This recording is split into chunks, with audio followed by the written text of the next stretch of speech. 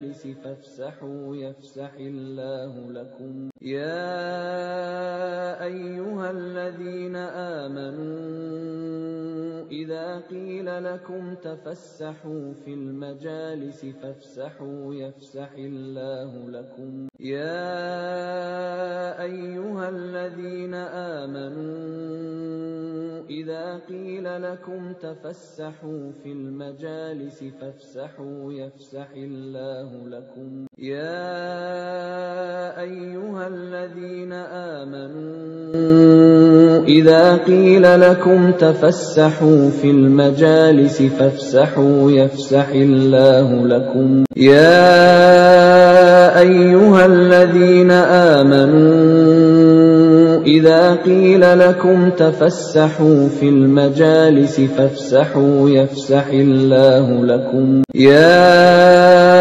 أيها الذين آمنوا إذا قيل لكم تفسحوا في المجالس فافسحوا يفسح الله لكم يا أيها الذين آمنوا إذا قيل لكم تفسحوا في المجالس فافسحوا يفسح الله لكم يا أيها الذين آمنوا إذا قيل لكم تفسحوا في المجالس فافسحوا يفسح الله لكم يا أيها الذين آمنوا إذا قيل لكم تفسحوا في المجالس فافسحوا يفسح الله لكم يا أيها الذين آمنوا إذا قيل لكم تفسحوا في المجالس فافسحوا يفسح الله لكم يا أيها الذين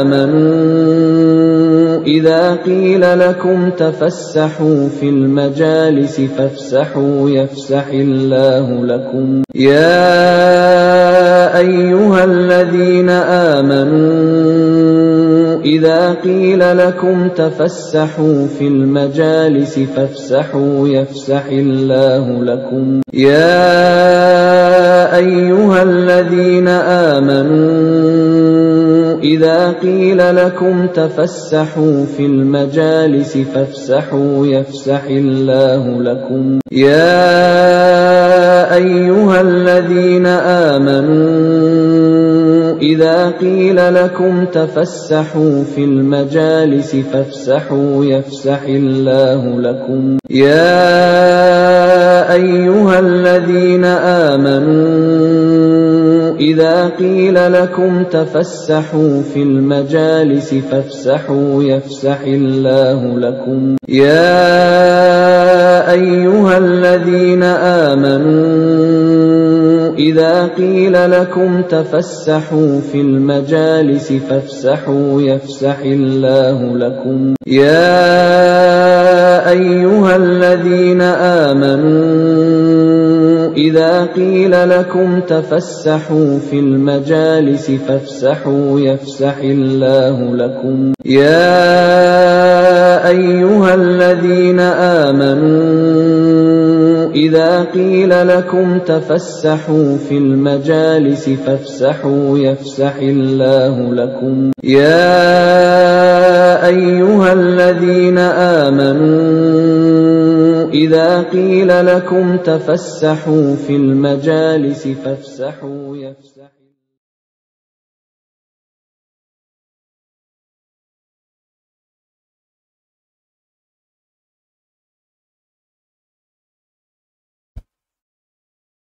Iya.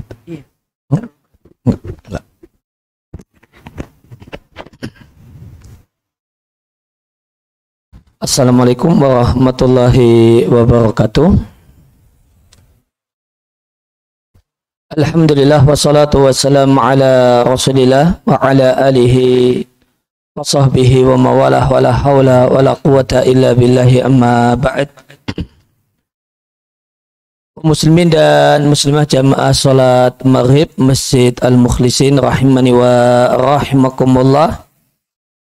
Di kesempatan malam hari ini kita akan mengkaji dan membahas tema seputar fikih hadiah dan pemberian. Ya, hadiah, hibah dan pemberian secara umum. Secara definisi, hibah adalah satu kebaikan, satu perbuatan baik yang dilakukan oleh orang yang disebut dalam fikih dengan sebutan jaizut tasawuf. Orang yang boleh melakukan tindakan hukum. Itu dia orang yang berakal, bukan orang gila. Dia orang yang dewasa, bukan anak kecil. Dan ini tindakan dan kebaikan ini dilakukan ketika orang tersebut masih hidup, tidak dalam kondisi menjelang meninggal dunia, dan itu kebaikan berupa harta yang diberikan kepada orang lain.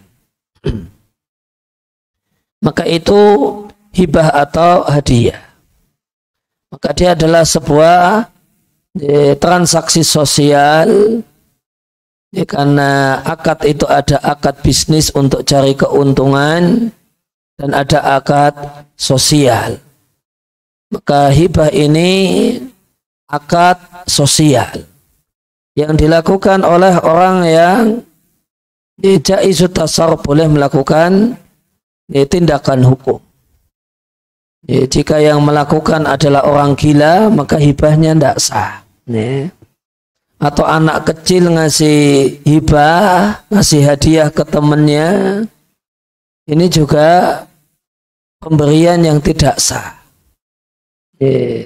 Maka semestinya pelaku hibah adalah orang yang balik, berakal, balik bukan anak kecil, berakal bukan orang gila, dan dia adalah orang yang tahu harta, sehingga dia bisa memperkirakan pemberiannya ini selayaknya sekian supaya masih ada sisa untuk saya pakai, untuk tetap untuk kepentingan pribadi saya, dan ada pertimbangan yang dilakukan. Dan ini yang namanya hibah atau hadiah diberikan pada saat orang tersebut dalam kondisi hidup dan sehat, bukan dalam kondisi sakit berat yang akan mengantarkan kepada kematian, dan ini berpindahnya saat dia masih hidup. Kalau pemberiannya ketika masih hidup namun nanti berpindah setelah meninggal dunia, namanya wasiat.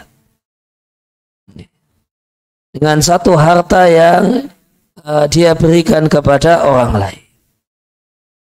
Adalah Nabi Shallallahu Alaihi Wasallam, Nabi itu memberi hadiah dan menerima hadiah dan diberi hadiah. Nabi itu orang yang memberi dan menerima, sehingga berbagi hibah atau berbagi hadiah dan memberi hibah adalah di antara sunnah al-muragab fiha, adalah di antara amal yang dianjurkan. Karena terdapat banyak maslahat dan nilai positif yang akan timbul dikarenakan berbagi hadiah. Sebagaimana sabda Nabi Sallallahu Alaihi Wasallam dalam hadis yang diriwayatkan oleh Al-Bukhari di Al-Adab Al-Mufrad, Nabi sampaikan, tahadu tahabu, hendaklah kalian saling memberi hadiah agar ada kedekatan hati dan rasa saling cinta di antara kalian. Dari Ibunda Aisyah radhiyallahu anha, beliau mengatakan, karena Rasulullah sallallahu alaihi wasallam yaqbalul hadiyata wa yuthibu 'alaiha. Nabi sallallahu alaihi wasallam itu menerima hadiah, namun beliau tidak menerima sedekah dan tidak menerima zakat. Kalau hadiah itu beliau menerima karena hadiah itu adalah ekspresi cinta, ekspresi penghormatan, sedangkan sedekah itu bentuk kasihan, bentuk ekspresi iba. Maka Nabi itu menerima hadiah Namun wa yuthibu 'alaiha. Nabi berupaya untuk membalas hadiah dengan hadiah. Agar beliau tidak terjerat hutang budi. Kalau ketika hadiah sudah dibalas hadiah, maka impas. Tidak ada hutang budi, dan hutang budi itu satu hal yang membebani. Orang tidak bisa bersikap bebas begini dan begitu karena hutang budi. Nabi Shallallahu Alaihi Wasallam, demikian tadi hadis Ibnu Aisyah tadi diriwayatkan oleh Al-Bukhari. Dan Nabi Shallallahu Alaihi Wasallam menyampaikan dalam hadis yang diriwayatkan Imam Ahmad, Nabi katakan tahadu, hendaklah kalian saling memberi hadiah. Di fa'inal hadiyata, karena hadiah itu tudhibu waghas sodri, itu bisa menghilangkan ganjalan-ganjalan hati. Ya, karena ganjalan hati, rasa kurang suka itu akan hilang jika orang tersebut mau menerima hadiah. Kemudian dalam istilah fikih yang namanya akad, itu ada akad yang bersifat mengikat, berarti tidak boleh dibatalkan. Dan ada akad disebut dengan akad jaiz, artinya tidak bersifat mengikat dan boleh dibatalkan secara sepihak. Nah, akad hibah atau hadiah ini tergolong apa atau kapan dinilai mengikat sehingga tidak boleh dibatalkan? Maka perlu diketahui bahasanya talzamul hibatu, ya, hibah demikian juga hadiah itu bersifat akad yang mengikat, tidak boleh lagi dibatalkan secara sepihak manakala orang yang diberi hibah atau hadiah sudah menerimanya seizin pemberi hibah dan hadiah, di atas kehendak, atas restu, atas keinginan dan atas izin dari pemberi hadiah, pemberi hibah. Orang yang diberi hibah menerima barang tersebut. Maka ketika sudah diterima, maka akad menghibahkan, akad menghadiahkan itu bersifat mengikat, tidak boleh dibatalkan. Artinya jika hibah itu baru omongan, besok kalau saya keterima kerja gaji pertama nanti saya traktir semua kalian, baru omongan. Ya, maka tidak bersifat mengikat, tidak bersifat boleh saja, sah-sah saja, maaf nggak jadi. Maaf nggak jadi itu boleh-boleh saja. Minggu depan kamu tak akan saya kasih uang 100.000 minggu depan. Sehari sebelumnya maaf nggak jadi mas ya, saya pakai aja. Itu orang yang dilakukan oleh pemberi hibah itu boleh, tidak salah. Dan yang diberi hibah tidak boleh marah, karena memang belum bersifat mengikat. Belum bersifat mengikat, itu baru rencana yang dia boleh jadi dan boleh tidak jadi.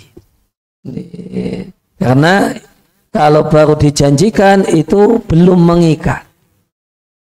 Kalau belum mengikat atas alasan apa? Sebel, tidak ada.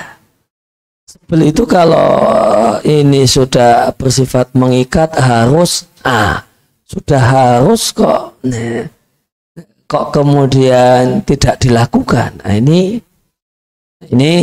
tentu layak untuk jadi alasan untuk sebel dan jengkel. Tapi kalau dia belum mengikat, belum ada satu keharusan direlakan, ya tidak ada alasan untuk sebel, marah, dan sejenis itu. Nah, jika sudah ada serah terima, barang yang dihibahkan berupa uang, barang atau yang lainnya sudah diterima dengan seizin pemberi, maka si pemberi tidak diperbolehkan meralat dan membatalkan dan menarik kembali pemberiannya.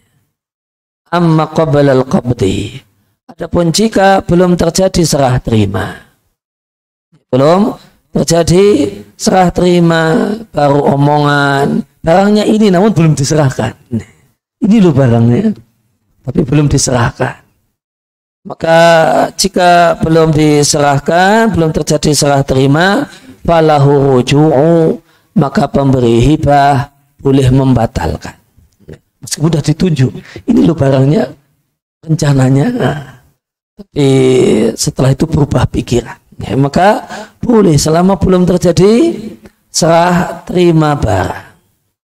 Berdasarkan hadis dari Ibunda Aisyah radhiyallahu taala anha, ini dalilnya bahasanya Abu Bakar itu bermaksud memberi hadiah kepada putrinya Aisyah.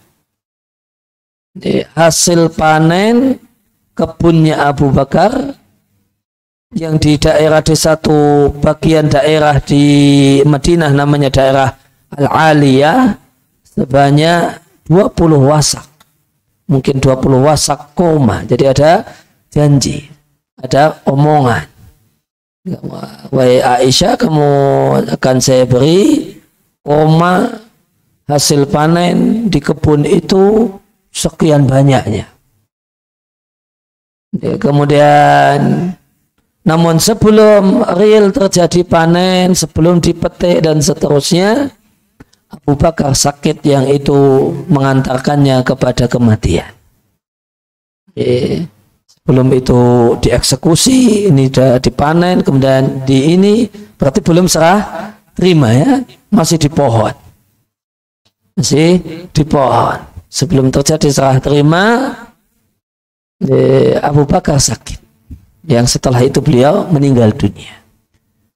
Maka Abu Bakar mengatakan kepada putrinya Aisyah, ya bunayya, inni kuntu nahaltuki ya jadada ishrina wasqan.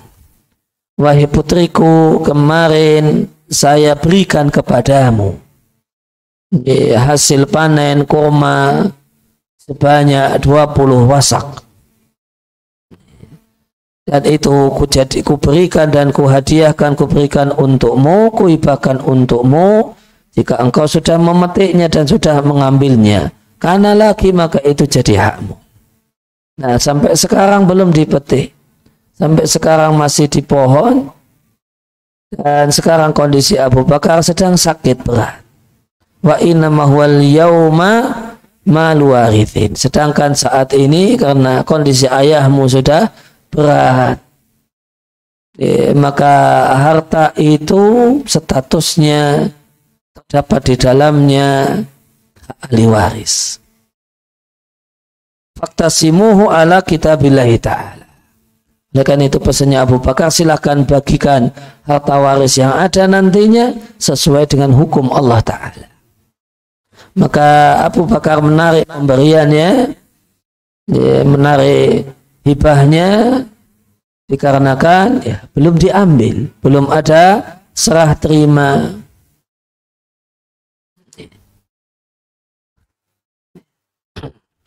Kemudian demikian tadi kisah Abu Bakar tadi dan pemberian Abu Bakar tadi diriwayatkan oleh Baihaqi.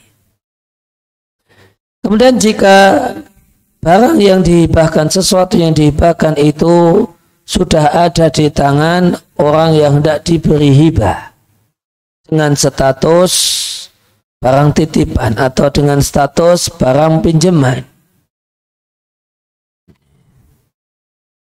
maka lantas pemilik barang menghibahkannya, maka dengan membiarkan barang itu di tempat orang tersebut sudah cukup tanpa perlu ada serah terima. Maka misalnya ada kawan pinjam buku, maka barang ini statusnya buku pinjaman di tempat kawan. Setelah itu yang punya buku mau menghadiahkan, Maka untuk proses serah terima dia tidak harus bukunya dikembalikan dulu. Berarti selesai transaksi pinjam, setelah itu ini saya hadiahkan. Maka cukup ya sudah, bukunya biarkan di tempatmu, itu sudah ku hadiahkan untukmu.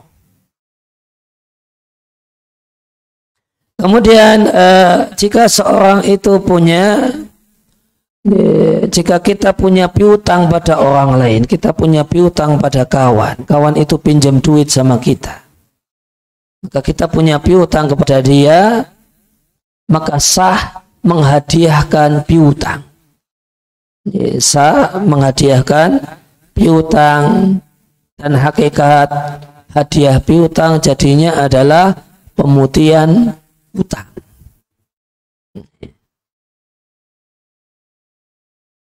Dan hadiah dan hakikatnya adalah pemutihan utang. Maka piutang saya di tempatmu saya hadiahkan. Itu boleh, dan hakikat yang terjadi adalah utangmu saya anggap lunas, sudah saya ikhlaskan. Kemudian kaidah penting dalam masalah hibah dan hadiah adalah yajuzu hibatu kulli ma yajuzu bai'uhu.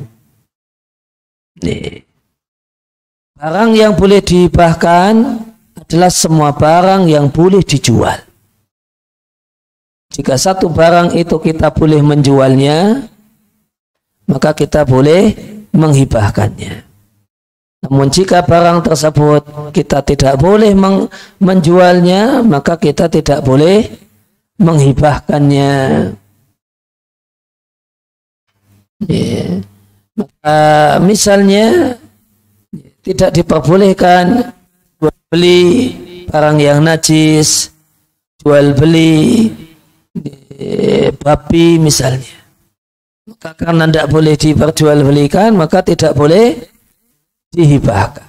Tidak boleh jual beli khamar, tidak boleh jual beli narkoba, tidak boleh jual beli barang-barang yang haram. Maka ketika itu tidak boleh diperjualbelikan, tidak boleh dijual, kita tidak boleh menjualnya, maka tidak boleh menghibahkannya. Dari kaidah ini,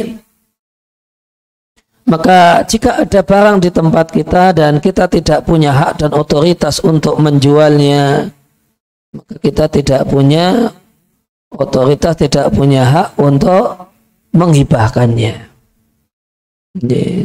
Jika ada barang statusnya barang wakaf, ada karpet, karpet masjid, karpet wakaf, bolehkah menjual harta wakaf? Pada dasarnya tidak boleh. Bolehkah kemudian kita jual? Bolehkah kita hibahkan? Menjadi hibah kita yang jadi pemberinya? Jawabannya tidak boleh. Karena itu kita tidak boleh menjualnya, maka kita tidak boleh menghibahkannya. Itu di antara kaidah penting dalam masalah hibah. Kemudian tidak diperbolehkan hibah bersyarat dengan sesuatu yang terjadi di masa depan. Semacam ucapan, jika terjadi demikian, maka kuhibahkan ini dan itu kepadamu. Maka di sini disampaikan bahasanya, kalau hibah bersyarat dengan sesuatu yang terjadi di masa depan, itu adalah hibah yang tidak sah.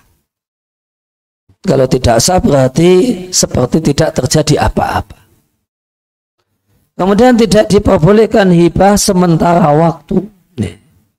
Hibah sementara waktu, mobil ini saya hibahkan kepada Anda namun cuma 1 bulan saja. Katanya hibah namun cuma 1 bulan, itu tidak boleh. Karena hibah itu perpindahan, memindahkan kepemilikan atas barang. Kalau memindahkan kepemilikan atas barang tidak boleh dibatasi dengan jangka waktu, namun berubah jadi milik dia, yaitu yang diberi selamanya. Ya, maka tidak boleh ada jangka waktu, karena perpindahan kepemilikan atas barang ini ya bersifat selamanya sebagaimana jual beli.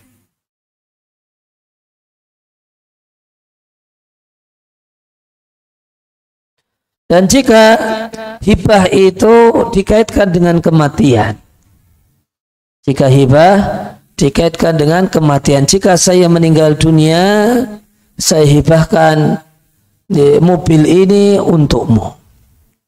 Kalau saya sudah meninggal dunia, maka ini boleh dan status dan hakikatnya adalah wasiat. Karena wasiat itu adalah pemberian saat hidup, ikrarnya saat hidup, namun perpindahan kepemilikan baru sah terjadi setelah meninggal dunia, itu wasiat. Namun berkenaan dengan ketentuan penting dalam wasiat, wasiat itu tidak boleh diberikan kepada ahli waris. Maka tidak boleh memberi wasiat harta kepada anak. Anak-anak itu sudah dapat jatah ya, ahli waris. Nanti jika ayah meninggal, mobil itu untuk munak. Itu tidak boleh. Karena anak itu nanti dapatnya dari ketentuan bagi waris. Tidak boleh. Dan ini satu hal yang disepakati oleh para ulama seluruhnya sepakat tidak boleh ada wasiat untuk ahli waris. Maka yang tidak menjadi ahli waris itu yang boleh diberi wasiat, semisal anak asuh atau anak angkat. Anak angkat tidak berhak mendapatkan warisan, maka jika mau dikasih bisa diberi wasiat. Kemudian jika ada anak yang meninggal dunia duluan sebelum bapaknya dan anak ini sudah punya anak, dalam keadaan ada anak anak laki-laki yang lain, maka ini tidak dapat warisan. Tidak dapat warisan. Cucu dari anak laki-laki sekalipun, ketika anak laki-laki ini meninggal dunia sebelum bapaknya, dalam keadaan ada anak laki-laki yang lain, artinya paman bagi si cucu, maka dalam hukum agama cucu ini tidak dapat warisan karena tertutup oleh pamannya. Namanya mahjub, ya, mahjub, tertutup oleh keberadaan paman.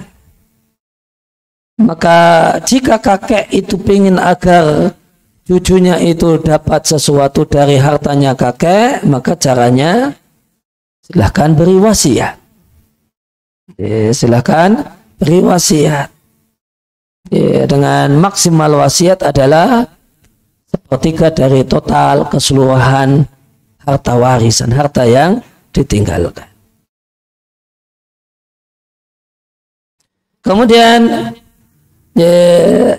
hibah atau hadiah untuk anak, maka tidak diperbolehkan bagi orang tua untuk memberi hibah pada salah satu anak tanpa yang lain. Anaknya dua, misalnya si A dikasih, si B dikasih, tidak dikasih. Ini satu hal yang tidak diperbolehkan. Atau melebihkan salah satu dibandingkan yang lain. Anak A dikasih hibah nilainya 100 juta, anak B dikasih hibah nilainya 50 juta. Maka ini menganaktirikan salah satu anak dan menganak emaskan sebagian anak yang lainnya. Ini satu hal yang tidak diperbolehkan dan ini adalah di antara bentuk kezaliman orang tua kepada anaknya. Bahkan Bahkan wajib bagi orang tua untuk adil di antara anak-anaknya, dan adil dalam hibah orang tua kepada anak adalah bitaswiyati ba'dihim bi ba'din, dengan sama rata. Dengan sama rata antara anak satu dengan anak yang lain meskipun berbeda jenis kelamin. Maka anak perempuan sama dikasih sebagaimana anak laki-laki, dengan catatan manakala ini adalah hibah yang murni hibah, bukan hibah dalam rangka bagi waris. Kalau hibah itu dalam rangka bagi waris, maka wajib mengikuti ketentuan bagi waris. Tapi jika hibah ini murni hibah orang tua kepada anak, maka sama rata antara anak laki-laki dengan anak perempuan. Dalilnya berdasarkan hadis dari An-Nu'man bin Bashir, ayahnya yaitu Bashir datang membawa Nu'man kepada Nabi Shallallahu Alaihi Wasallam. Tatkala Bashir memberikan satu pemberian pada anaknya yang namanya Nu'man. Maksud kedatangan Bashir membawa Nu'man adalah meminta Nabi sebagai saksi adanya akad hibah dari sang ayah yang namanya Bashir kepada anaknya yang namanya Nu'man. Maka sebelum bersedia menjadi saksi, Nabi bertanya, "Aqula walatika nahalta misla hada?" Apakah semua anakmu kau beri hadiah semisal ini? Berarti sama. Apakah semua anakmu engkau beri hadiah semisal ini? Faqal, maka Bashir mengatakan tidak. Hanya itu yang saya kasih. Yang lainnya tidak. Hanya Nu'man yang saya kasih, yang lainnya tidak. Padahal anaknya Bashir ini banyak selain Nu'man.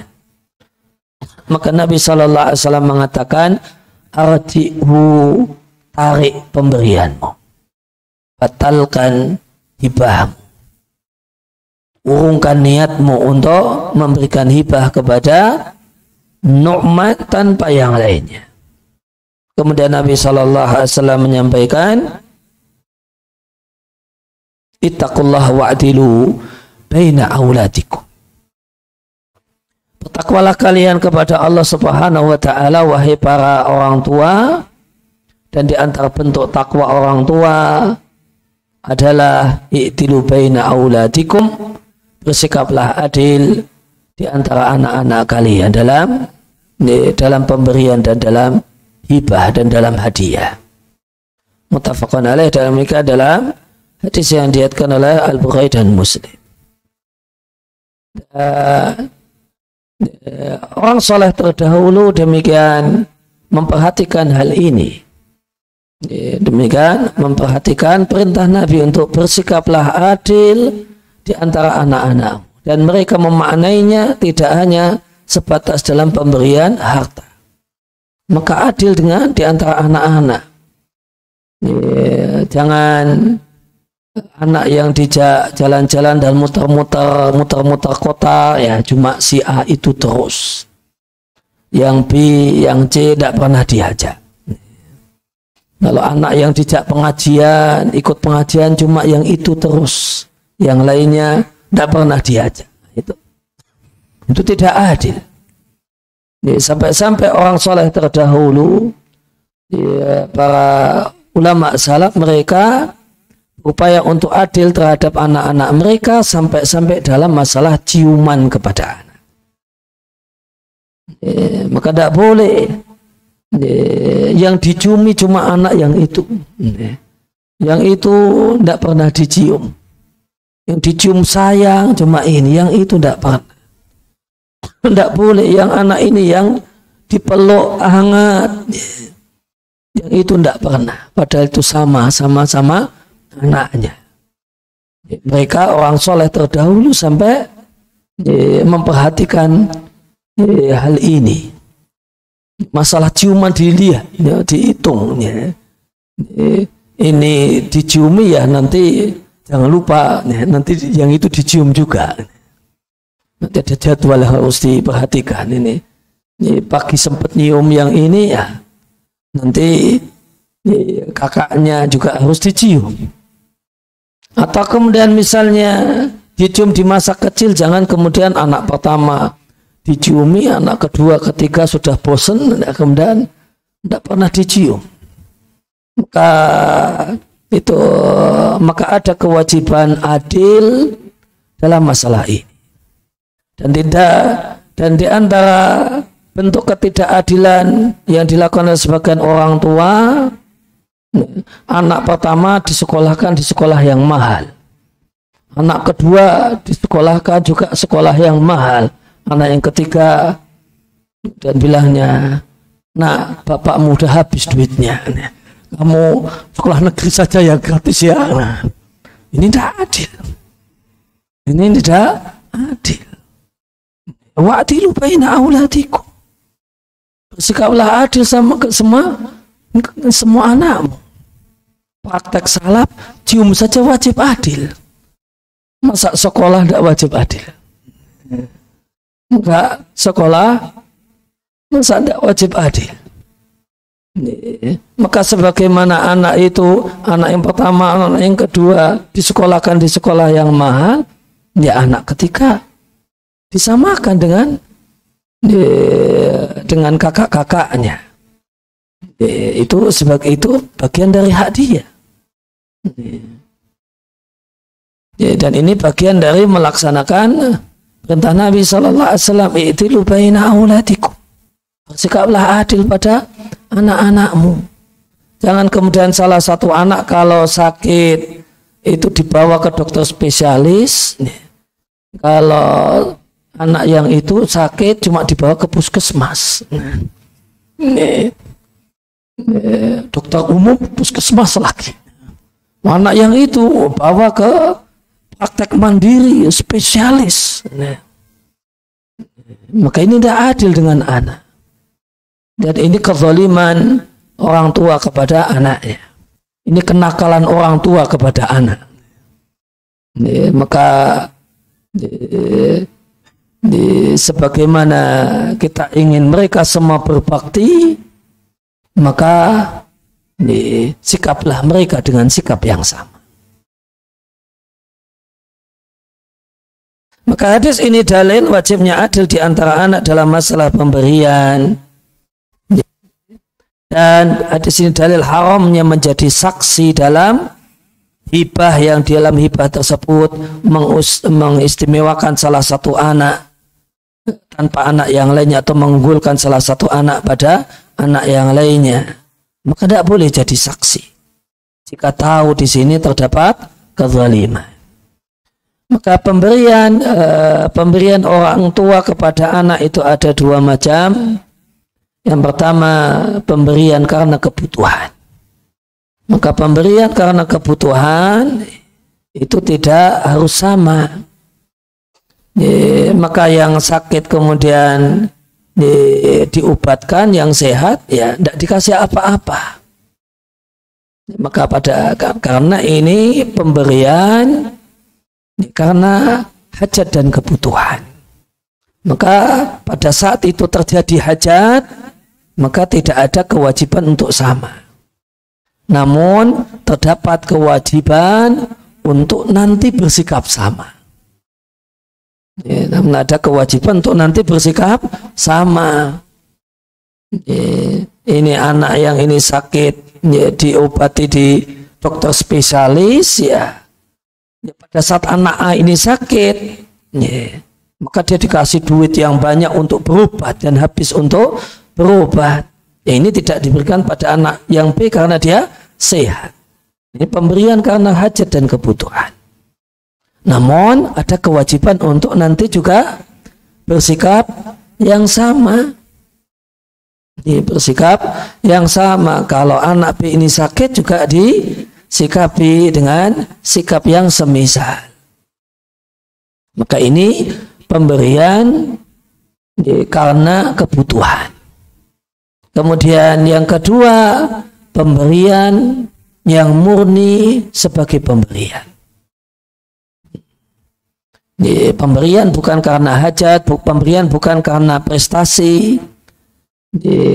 Kalau pemberian itu karena prestasi, maka siapa yang kemudian berprestasi ya dikasih, kemudian nanti adiknya kemudian punya prestasi yang sama juga diberi hadiah yang semisal. Nanti siapa yang anak ayah yang hafal juz amma, dah selesai hafal juz amma, bapak belikan sepeda misalnya. Maka kakaknya diberikan sepeda karena hafal juz amma. Maka adiknya juga punya hak yang sama jika nanti tahun berikutnya nyusul. Maka dia punya hak juga untuk dibelikan sepeda sebagaimana kakaknya dibelikan sepeda. Tidak boleh kakaknya dikasih padahal ikrarnya jika selesai hafal juz amma. Kakaknya dikasih, adiknya kamu tidak usah ya mas ya, ngalah ya, tidak boleh. Ini anak tidak harus ngalah juga, anak punya hak untuk nuntut. Kakak dikasih kok. Ini gara-garanya hafal juz amma, saya juga hafal juz amma, kenapa saya tidak dikasih? Anak boleh nuntut dalam hal ini. Ya, kemudian namun kalau pemberian itu murni pemberian bukan karena kebutuhan, bukan karena prestasi, namun pemberian semata-mata pemberian, maka wajib ada adil, dan adil di sini menurut pendapat yang paling kuat sama rata. Tanpa melihat anak yang lebih berbakti dan anak yang kurang berbakti. Tanpa melihat anak yang nunggoni orang tuanya dan anak yang di luar daerah. Kalau pemberian itu adalah pemberian murni pemberian, ini semua adalah faktor yang tidak boleh dilihat. Mau anak ini lebih gemati, lebih care sama ibunya, dan sama ibunya dikasih lebih banyak dengan yang ini, tidak boleh. Oh anak ini satu kota, satu kampung sehingga yang apa-apa dia yang dimintai tolong.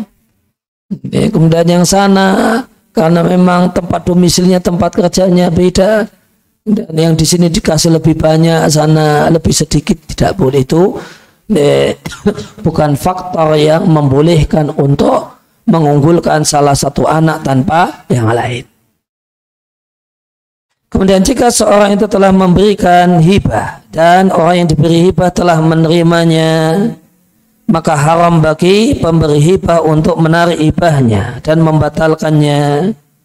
Berdasarkan hadis dari sahabat Ibnu Abbas, Nabi SAW bersabda, "Al-aitu fi hibatikal kalab." Orang yang menarik hibahnya itu seperti anjing yang muntah, kemudian menjilati muntahannya. Maka di sini dalil haramnya menarik pemberian yang sudah diberi, kecuali yang dikecualikan oleh syariat. Dan yang dikecualikan oleh syariat adalah pemberian orang tua kepada anak. Itu boleh dibatalkan dan boleh ditarik. Sebagaimana sabda Nabi SAW dalam hadis yang diriwayatkan oleh Imam Ahmad dan yang lainnya, la yahilu lirajuli ayatiyal atiyata fayarji'a fiha. Tidak boleh bagi seorang memberikan satu pemberian kemudian dia batalkan pemberiannya. Ilal walida fi ma yu'ti waladahu, kecuali pemberian orang tua kepada anaknya. Kemudian orang meskipun sudah diterima, kemudian orang tua berubah pikiran, boleh saja. Sebagaimana orang tua, terutama ayah, boleh mengambil dan memiliki harta anaknya tanpa seizin anaknya. Meskipun tanpa seizin anaknya, dengan catatan, dengan syarat yang pertama, ma la yadurul walada. Selama yang diambil itu tidak membahayakan dan menyusahkan anak. Tidak membahayakan dan menyusahkan anak. Kalau anak ini punya motor satu dan itu motor untuk kerja, ya tidak boleh dibawa sama bapaknya. Karena ini membahayakan anak dan menyusahkannya. Kemudian yang kedua, dan harta tersebut bukanlah harta yang dibutuhkan dan menjadi hajat anak-anaknya. Kalau itu jadi hajat anaknya tidak boleh. Tapi kalau harta tersebut harta nganggur, maka boleh saja orang tua terutama ayah mengambilnya meskipun tanpa izin anaknya. Dia punya anak laki, ini motornya 3. Satu dipakai oleh si suami, satu dipakai oleh istrinya, yang ketiga cuma nganggur di rumah. Nganggur di rumah, kemudian bapaknya datang ke rumah anaknya, cari kunci kontak, cari ini, kemudian bawa pulang motor nganggur, hukumnya boleh. Meskipun tidak ngomong dan tidak izin anak. Karena ini harta nganggur, tidak dipakai, tidak menjadi hajat, dan tidak mengambilnya tidak akan merugikan dan membahayakan si anak. Dan yang ketiga, orang tua di sini mengambilnya tidak untuk diberikan pada anak yang lain. Karena kalau diberikan kepada anak yang lainnya, nanti jadinya memberikan hibah pada salah satu anak tanpa yang lain. Dan Nabi SAW menyampaikan, inna atyaba ma'akaltum min kasbikum wa inna auladakum min kasbikum. Sesungguhnya sebaik-baik harta yang kalian nikmati adalah hasil jerih payah kalian, dan anak kalian itu hasil jerih payah kalian. Diriwayatkan oleh At-Tirmidzi. Dan terdapat hadis-hadis yang lain yang menguatkan, yang menunjukkan bahasanya orang tua terutama ayah boleh mengambil dan memiliki dan memakan harta anaknya selama itu tidak merugikan dan membahayakan anak dan tidak menjadi kebutuhan anak. Bahkan sabda Nabi Shallallahu Alaihi Wasallam menyampaikan, anta wa malu kali abika. Nabi katakan, engkau dan hartamu itu terdapat padanya hak ayahmu, hak orang tuamu. Ya, maka hadis ini dalil anak wajib melayani orang tuanya, berbakti kepada orang tua dalam bentuk melayani, mengantar kemana orang tua mau minta diantar, menemani orang tua kemana orang tua mau minta ditemani. Maka anak itu wajib melayani orang tuanya dengan dirinya, artinya langsung, atau dengan hartanya, dia bayar orang. Tidak bisa ngantar, maka bayar orang, nanti diantar sopir saya. Maaf ya, tidak bisa ngantar. Tapi nanti insya Allah sopir saya yang ngantar. Maka wajib antara melayani secara langsung atau dengan menggunakan hartanya. Jika ayahnya, orang tuanya memerlukan hal tersebut.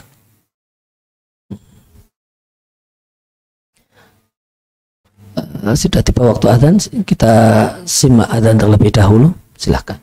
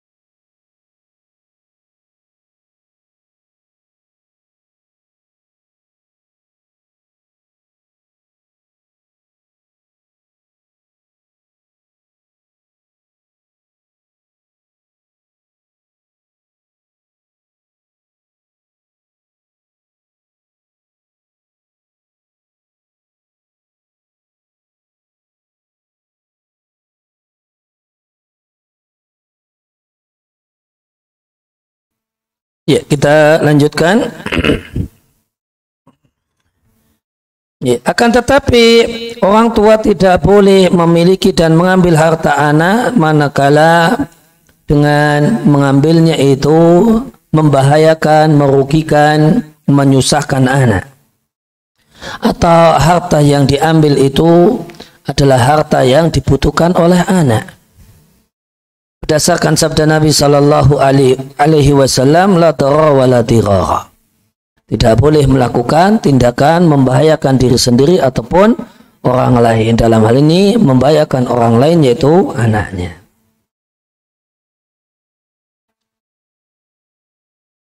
Dan masih berkenaan dengan masalah relasi antara hubungan antara anak dengan orang tua,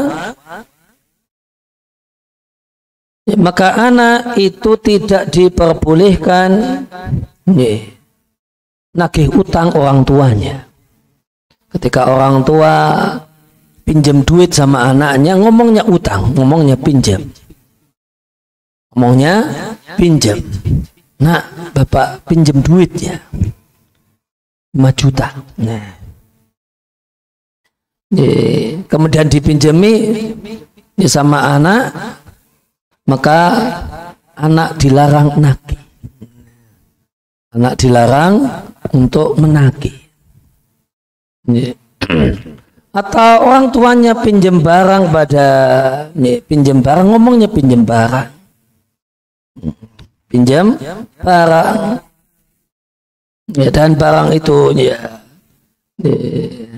kemudian nggak dikembalikan, maka tidak boleh mengingatkan orang tua, Pak dulu pinjam kipas angin kok belum balik-balik ya. Nggak boleh. Maka kalau kok sudah butuh barang tersebut, ada tinggal beli saja tanpa nagih dan mengingatkan ayahnya, katanya pinjam Pak. Ini mana kok tidak kembali-kembali? Tidak boleh. Dalilnya ada seorang datang menerima Nabi Shallallahu Alaihi Wasallam sambil membawa bapaknya. Kemudian ceritanya anak ini nagih utang bapaknya. Bapaknya belum bayar utang sampai dibawa ke tempatnya Nabi. Ini bapak saya utang nggak bayar oleh Nabi. Ini udah dibawa ke hadapan Nabi. Ini bapak katanya pinjam duit tapi ini kok tidak bayar. Diajaklah bapaknya ke hadapan Nabi untuk dilaporkan. Jawaban Nabi, anta wa malu kali abika. Kamu dan hartamu itu milik bapak. Tidak boleh nagih utang. Kalau beliau ingat ya bayar ya, kemudian dikembalikan alhamdulillah. Tidak ingat ya ikhlas lillahi ta'ala. Ikhlas wajib ikhlas. Wajib ikhlas. Ya maka hadis ini dalil bahasanya anak tidak punya hak untuk nagih utang orang tuanya kepadanya. Tapi kalau dibalik boleh. Bapak nagih utang anaknya boleh. Tanya, Pak saya pinjam duit dulu. Itu kalau bapak sama anak nagih boleh. Anak nagih bapak tidak boleh. Tapi kalau bapak nagih anaknya boleh. Tapi kalau anak nagih sama bapaknya tidak boleh. Di antara dalil yang lainnya, di antara dalil tentang hal ini tidak boleh nagih adalah firman Allah Ta'ala, wabil walidaini ihsana, berbuat baiklah kepada kedua orang tua. Maka Allah perintahkan dan Allah wajibkan untuk berbuat baik kepada orang tua, dan di antara bentuk berbuat baik kepada orang tua adalah tidak nagih utang orang tua kepada si anak. Kecuali yang boleh ditagih adalah nafkah ayah kepada anak-anak boleh nagih. Ketika ayahnya tidak menafkahi dirinya, dalam keadaan ayahnya masih wajib menafkahinya, maka anak boleh menagihnya dan menuntutnya dan memintanya.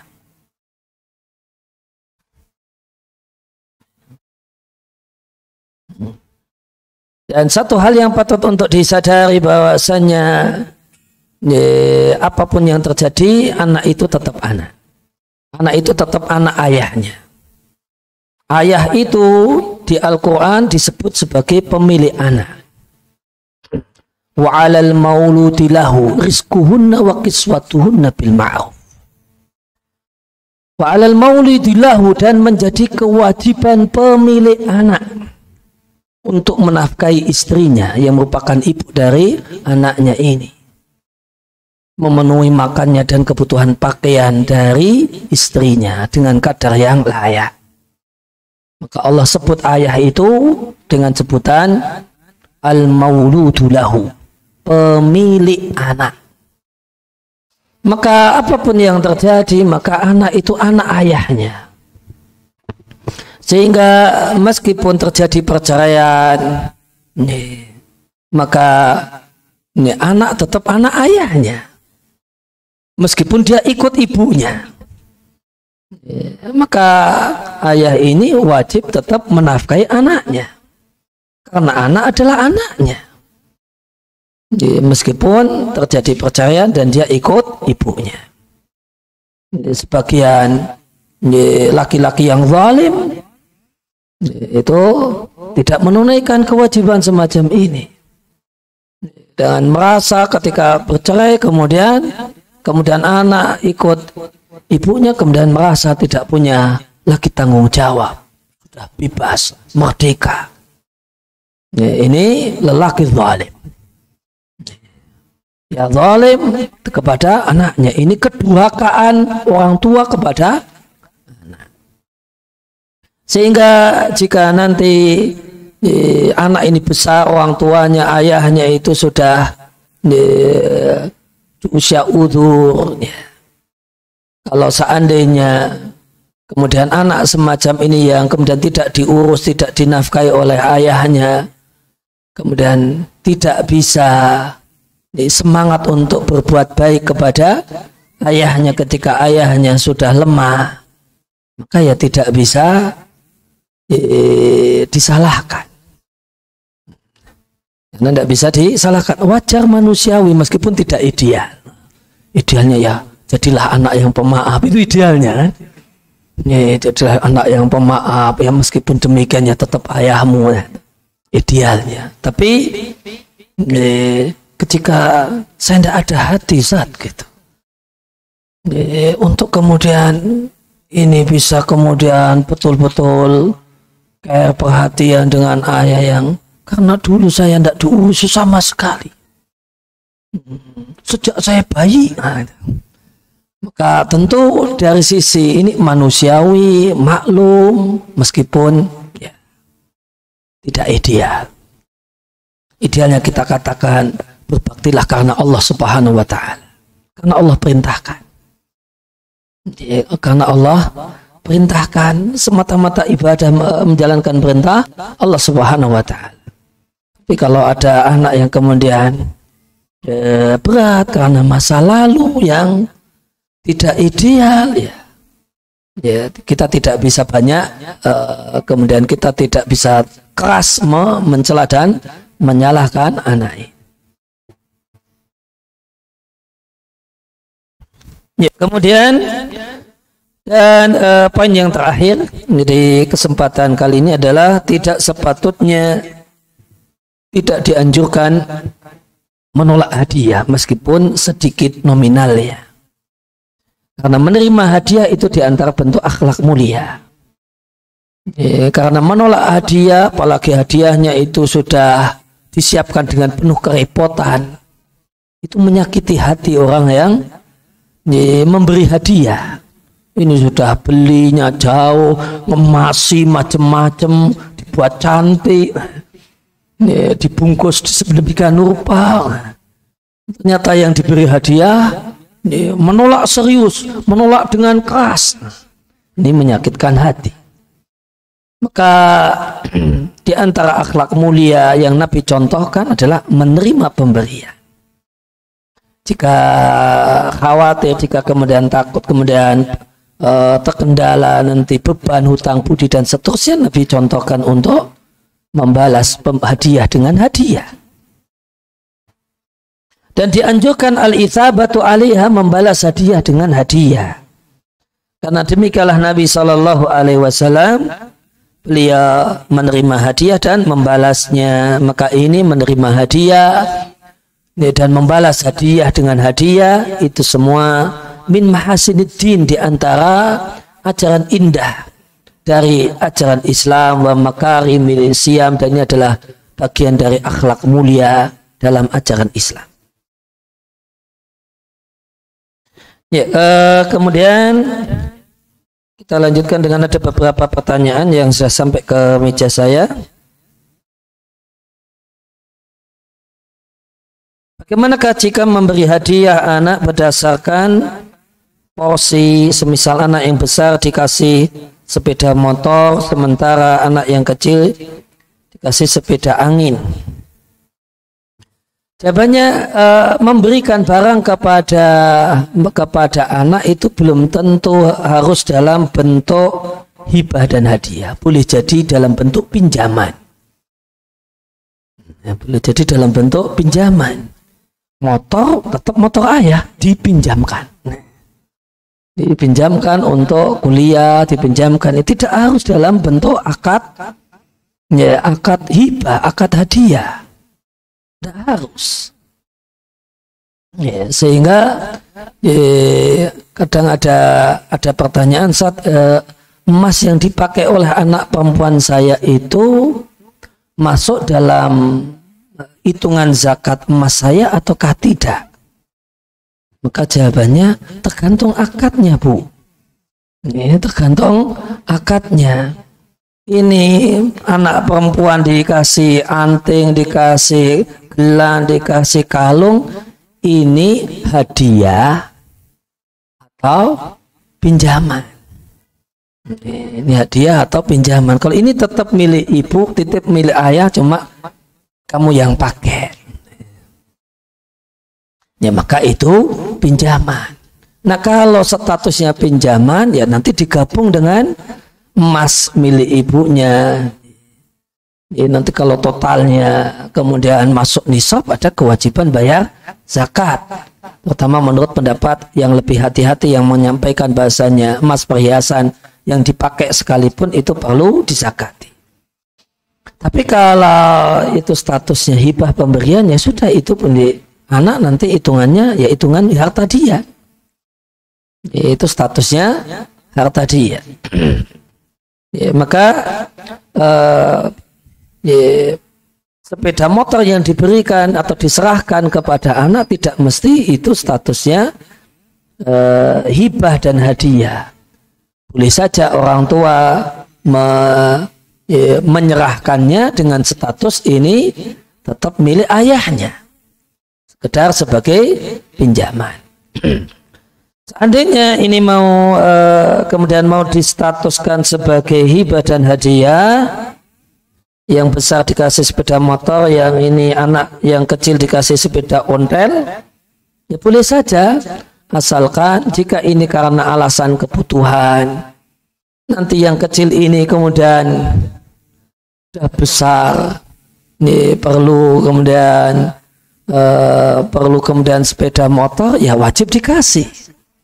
Kakaknya dulu dikasih, ya maka adiknya juga dikasih ketika ada kebutuhan yang sama. Kakaknya dulu untuk apa dikasih motor? Dikasih hibah motor untuk kuliah. Ini adiknya nanti kuliah, ya juga dikasih. Tidak kemudian, ya, kamu nge-grab aja ya. Ya duit bapak udah habis untuk kakakmu. Nah, tidak boleh demikian. Wajib untuk siap adil. Kemudian ada orang tua waktu masa hidupnya memberikan anak laki-lakinya rumah semuanya masing-masing, sedangkan anak perempuan tidak diberi. Apakah ini dibenarkan? Tentu tidak dibenarkan. Ya, tentu tidak dibenarkan. Ini bagian dari kezaliman dan kedurhakaan orang tua kepada anaknya. Kalau ada musola wakaf, kemudian takmir berencana membangun musola tersebut menjadi masjid dengan jalan menjual bagian bangunan, genteng, kayu, keramik dari musola tersebut, apakah diperbolehkan? Jawabnya tidak diperbolehkan. Ya, tidak boleh dijual. Bolehnya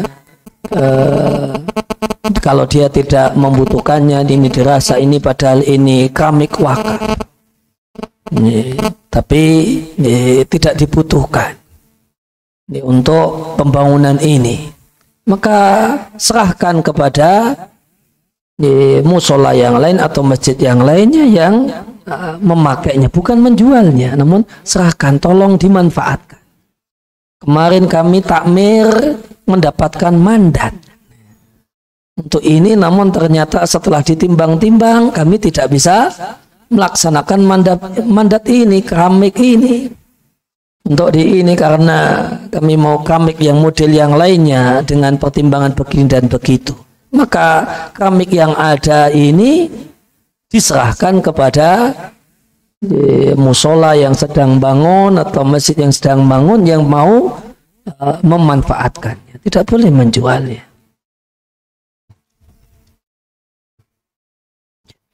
Ya, sebelum kita akhiri, dari panitia ada 3 hadiah untuk 3 orang yang bersedia menjawab pertanyaan dengan jawaban yang benar.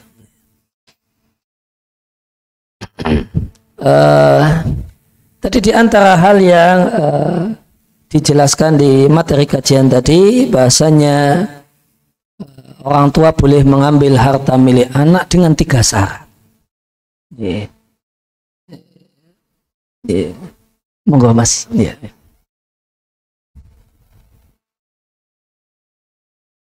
Yang pertama,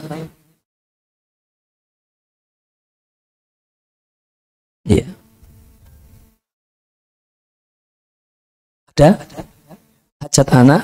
Yang ketiga,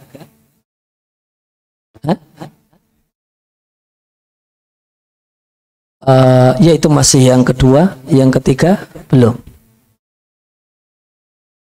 tidak diberikan untuk anak yang lain. Monggo Mas. Barakallahu fiik. Kemudian pertanyaan yang kedua, kapan akad hibah itu bersifat mengikat dan tidak mengikat? Ya, enggak.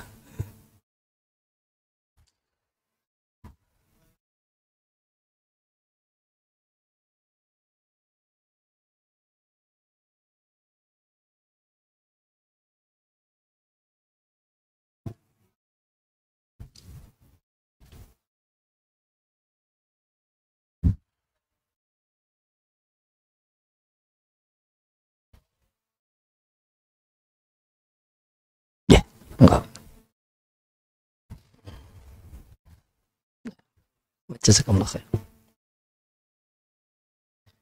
Berkenaan dengan orang yang membatalkan hadiah dan hibahnya setelah itu diterima, Nabi beri permisalan. Tolong sebutkan permisalannya.